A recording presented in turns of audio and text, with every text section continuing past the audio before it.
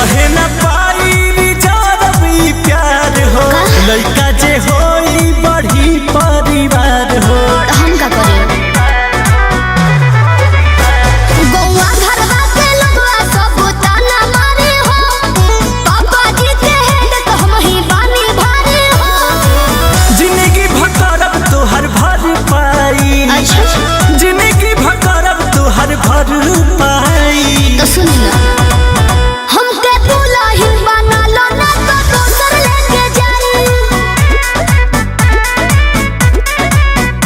ई जवानिया के मजा कोनो दोसर उठाई। हमरा पीछे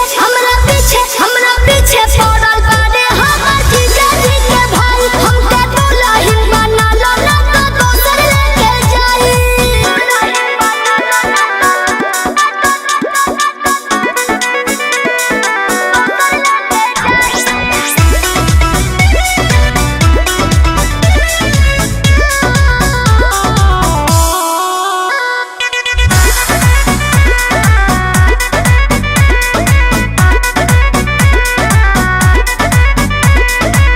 बारू ना लइका बनाई का जमाना माई से कही के तू करी दाना माना। कैसे कर दी सुनो